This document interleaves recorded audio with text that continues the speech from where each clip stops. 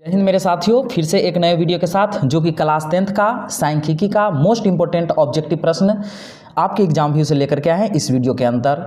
और बता दें कि माध्य, माध्यिका और बहुलक तीनों से इसमें मोस्ट इंपॉर्टेंट ऑब्जेक्टिव प्रश्न रहेगा। तो आइए देख लेते हैं फर्स्ट नंबर प्रश्न 7, 3, 5, 8, 6 अगर इस तरीका से दिया रहेगा और आपको क्या कहेगा, माध्यिका कहेगा निकालने के लिए।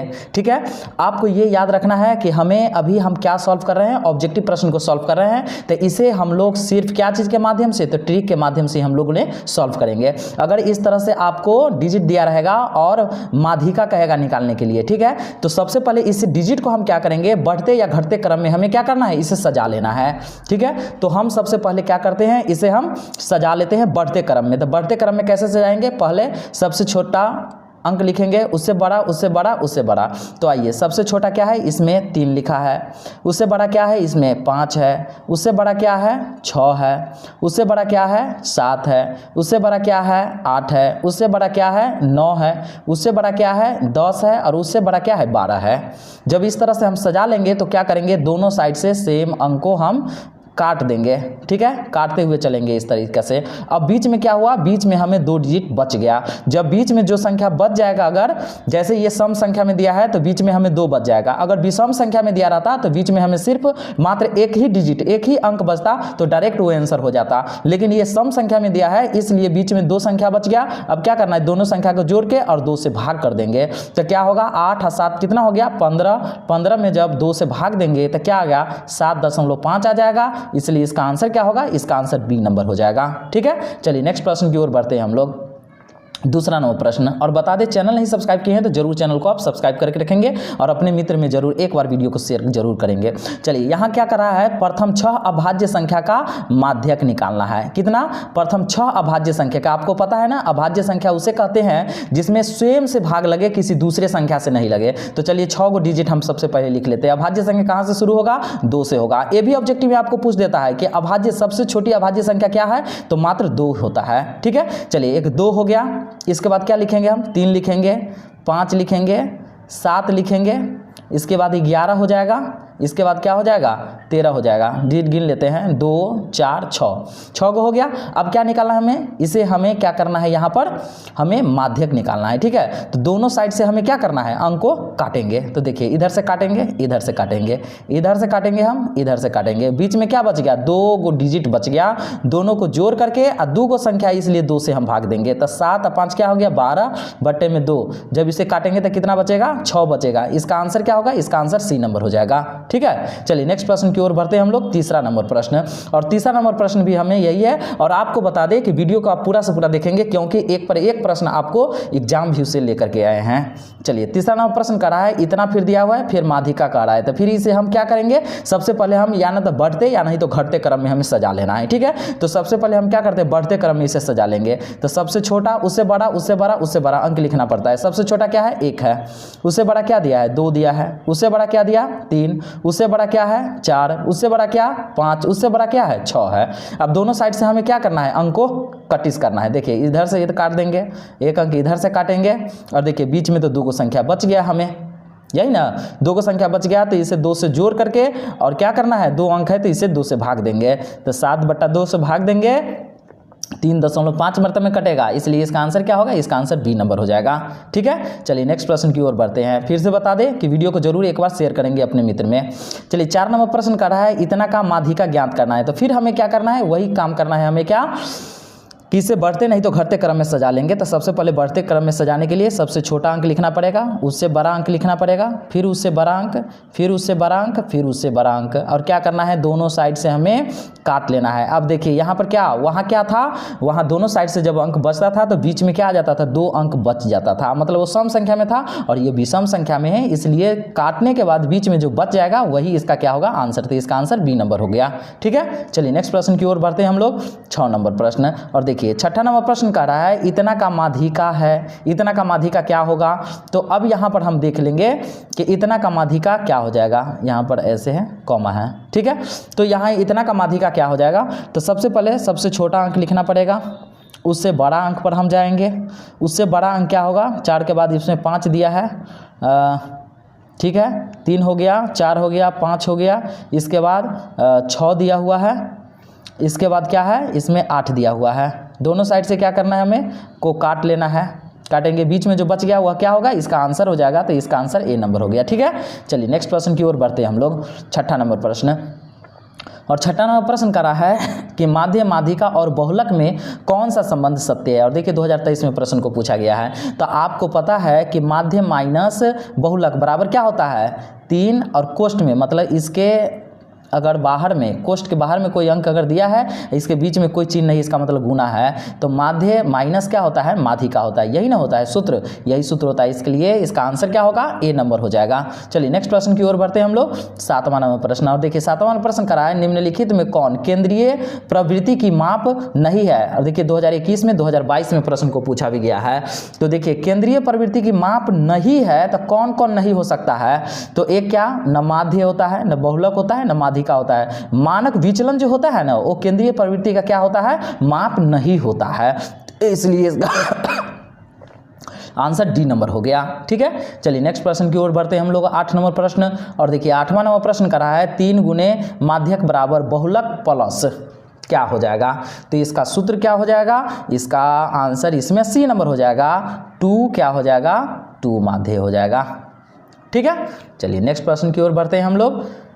8 नंबर प्रश्न, 9 नंबर प्रश्न, देखिए 9 नंबर प्रश्न हमें क्या कह रहा है यहाँ पर कि इतना यदि, इफ मतलब क्या, यदि, आई एफ है, यदि इतना इतना इतना हो तो माध्यिका अगर 35 दिया है तो x का मान हमें ज्ञात करना है। ठीक है, इसका मान ज्ञात करना है, एकदम हो गया। अब हमें क्या करना है, आपको बता दें कि अगर माध्यिका में इस तरह से अगर x में अगर अंक अगर दिया रहेगा ना, तो हर वक्त क्या होता है, वह बढ़ते क्रम में ही माना जाता है। या ना तो डिजिट अगर दिया रहेगा घटते में, तो घटते में ही होगा, मतलब सजाया हुआ रहता है, बढ़ते या घटते क्रम में, आरोही या अवरोही में रहता है, सजा हुआ। इसे क्या करते हैं हम, सबसे पहले इसे क्या करेंगे, चलिए तो क्या करेंगे हम, वही फिर फार्मूला को अपनाएंगे। दोनों साइड से एक एक डिजिट को कट करेंगे, दोनों साइड से एक एक डिजिट को कट कीजिए, दोनों साइड से, दोनों साइड से। ठीक है, दोनों साइड से हमें क्या करना है, कितना कट गया, 1 2 3 4 कट गया। फिर इधर कितना कट गया, 1 2 3 4 कट गया। इधर फिर 37 बचेगा क्या, बीच में x बच गया। तो भाई x से क्या मान निकालना है, तो x बराबर, तो माध्यिका हमको कितना दिया था, 35 दिया ही है। इसका मतलब क्या होगा, इसका आंसर ही 35 हो जाएगा। ठीक है, चलिए नेक्स्ट प्रश्न की ओर बढ़ते हैं हम लोग। 10 नंबर प्रश्न, और 10 नंबर प्रश्न भी हमें क्या कह रहा है, इतना का प्रेक्षक का इतना का माध्यक होगा, क्या होगा, वही करना है हमें क्या करना है, सबसे पहले बढ़ते क्रम में इसे सजा लेना है। अब वीडियो में कंटिन्यू बने रहेंगे, क्योंकि सबसे पहले हम माध्यक बताएंगे, फिर माध्य बताएंगे, फिर बहुलक बताएंगे। ठीक है, और एक पर एक प्रश्न को लिया गया है इस वीडियो में। तो अब हमें क्या है, प्रेक्षक इतना है, तो माध्यक हमें ज्ञात करना है। सबसे पहले छोटा अंक, छोटा अंक क्या हो जाएगा, सबसे इसमें 6 हो जाएगा, इसके बाद 7 हो जाएगा उससे बड़ा, 7 के बाद क्या हो जाएगा, 8 हो जाएगा, 8 के बाद क्या हो जाएगा, 12 हो जाएगा, 13 हो जाएगा, 14 हो जाएगा, फिर 15 हो जाएगा। वही काम करना है, दोनों साइड से कट कट कट कट, बीच में क्या बचा, 12। इसका आंसर क्या हो जाएगा, 12 हो जाएगा। ठीक है, और बाकी आप कितना सही कर पाते हैं एक बार जरूर कमेंट बॉक्स में आप शेयर कीजिएगा। चलिए 11 नंबर प्रश्न करा है, इतना का माध्यिका होगा। फिर वही काम करना है हमको भाई, कि क्या करना है, हमें बढ़ते क्रम में सबसे पहले सजा लेना है। तो क्या हो जाएगा, इसमें हो जाएगा सबसे पहले 7, इसके बाद 8 हो जाएगा, इसके बाद 9 हो जाएगा, इसके बाद 10, इसके बाद 11, इसके बाद 12, इसके बाद 15 है। ठीक है, दोनों साइड से आप कट कीजिए, कट कीजिए, कट कीजिए, कट कीजिए, बीच में क्या बचा, 10। तो इसका आंसर क्या होगा, ए नंबर 10 हो गया। ठीक है, चलिए नेक्स्ट प्रश्न की ओर बढ़ते हैं। अब हम लोग किस पर आ जाते हैं, हम लोग अब माध्य पर होगा, माध्य पर आ जाते हैं। क्या कर रहा है, 3 लगातार प्राकृतिक संख्या का माध्य क्या होगा। आपको पता है ना, 3 लगातार प्राकृतिक संख्या, प्राकृतिक संख्या गिनती की संख्या को क्या कहा जाता है, प्राकृतिक संख्या कहा जाता है, यही ना कहा जाता है।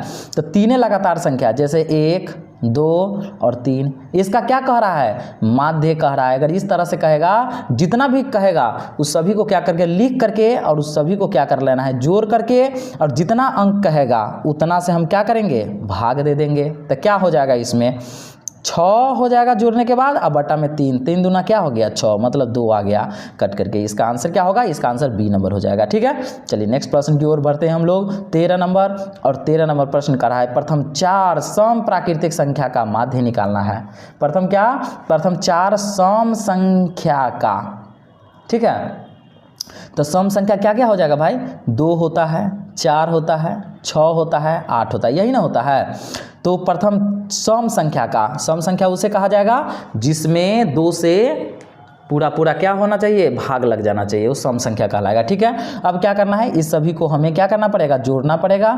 जितना संख्या कह रहा है, 4 संख्या कह रहा है, 4 से भाग देंगे। अब जोड़िए इसे, क्या होगा 20 हो जाएगा। अब 20 बटे में क्या 4 हो गया, 4 पंचे क्या हो गया 20, तो इस 5 मरते में कटेगा, इसका आंसर ए नंबर हो गया। ठीक है, चलिए नेक्स्ट प्रश्न की ओर बढ़ते हैं हम लोग, जो कि 14 नंबर। और देखिए 14 नंबर प्रश्न कर रहा है आंकड़े इतना का परिसर।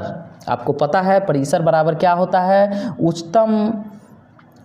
उच्चतम सीमा होता है और इसके बाद न्यूनतम सीमा होता है। ठीक है, तो उस सबसे पहले क्या करना है, सबसे अधिक जो अंक दिया है इसमें क्या दिया 30 दिया, उसे न्यूनतम संख्या सबसे कम क्या है इसमें, सबसे कम इसमें लग रहा है हमें 5 है क्या, सबसे कम शायद 5 है। अब घटा देंगे वही क्या हो जाएगा, परिसर हो जाएगा। इसका आंसर क्या होगा, डी नंबर हो जाएगा। ठीक है, चलिए नेक्स्ट प्रश्न की ओर बढ़ते हैं हम लोग, जो कि 15 नंबर प्रश्न। यदि 4 लगातार विषम संख्या का माध्य 6 है तो सबसे बड़ी संख्या क्या है, तो सबसे बड़ी संख्या क्या है। देखिए 4 लगातार विषम संख्या, आप यहाँ पर ध्यान देंगे कि यदि 4 लगातार कह रहा है क्या, विषम संख्या कहे या सम संख्या कहे, तो हमें कैसे अंक को मानना है, इसे x लेना है, फिर x प्लस 2 लेना है, फिर क्या x प्लस हमें क्या लेना है 4 लेना है, फिर क्या होगा x प्लस 6 लेना है। सम संख्या कहेगा या विषम में कहेगा, हमें इसी तरीका से लेना है। ठीक है, और माध्य कितना कहा 6 कहा, तो सबसे बड़ी संख्या, तो आप यहाँ पर ध्यान करेंगे क्या, सबसे पहले यहाँ पर बट्टा में हम क्या लिख लेंगे, कितना लगातार संख्या कहा 4 कहा, माध्य बराबर क्या होता है सभी संख्याओं का योग बटे कुल संख्या। ठीक है, तो माध्य हो गया हमें 6, सभी संख्या का योग, पहले जोड़ लेंगे इसमें कितना x है, 1 2 3 4 गो x है, तो यहाँ लिखेंगे 4x और प्लस अंक कितना है, तो जोड़िए 6 4 10 2 12 बट्टे में क्या हो गया ये 4 हो गया।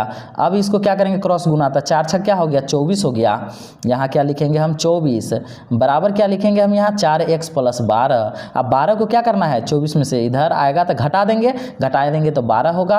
अब 12 बट्टे में क्या हो गया 4, तो 4 तिया क्या हो गया 12। इसमें देख लेंगे सबसे अधिक अंक क्या है, तो 6 है ना, तो 6 में अगर x का मान कितना निकल गया हमें 3 निकल गया, तो x की जगह 3 रखेंगे, 3 और 6 कितना हो गया 9, तो इसका आंसर क्या होगा सबसे बड़ी संख्या 9 हो गया। अगर सबसे छोटी संख्या पूछता तो जो x का मान निकलता ना वही आंसर हो जाता। ठीक है, चलिए नेक्स्ट प्रश्न की ओर बढ़ते हैं हम लोग 16 नंबर। और देखिए 16 नंबर प्रश्न जो हमें कह रहा है कि प्रथम 5 विषम संख्या का माध्य निकालना है। प्रथम 5 कौन संख्या का, विषम संख्या का निकालना है। विषम संख्या किसको कहा जाएगा, वैसे संख्या को कहा जाता है जिसमें 2 से पूरा भाग नहीं लगे।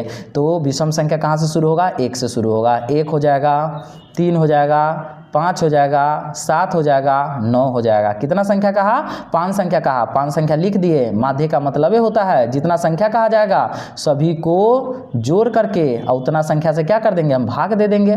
भाग दीजिए भाई, कितना हो जाएगा 9 7 कितना हो गया 16, 16 5 कितना हो जाएगा 21, 21 और 3 कितना हो गया 24 और 1 क्या हो गया 25, 25 बट्टे क्या करना है 5 से हमें भाग दे देना है, तो 25 कट गया कितना 5 से 5 मरतबे में कटा, इसलिए इसका आंसर सी नंबर हो गया। चलिए नेक्स्ट प्रश्न की ओर बढ़ते हैं हम लोग 17 नंबर प्रश्न कह रहा है प्रथम 5 सम प्राकृतिक संख्या का माध्य होगा, क्या हो जाएगा। वीडियो को आप पूरा से पूरा वॉच कीजिए तभी आप कुछ एग्जाम में नंबर उठा पाएंगे। प्रथम 5 सम प्राकृतिक संख्या का माध्य निकालना है, क्या प्रथम 5 सम प्राकृतिक संख्या, तो सम प्राकृतिक संख्या कह रहा है। सम संख्या किसको कहेंगे, जिसमें 2 से पूरा भाग लगे।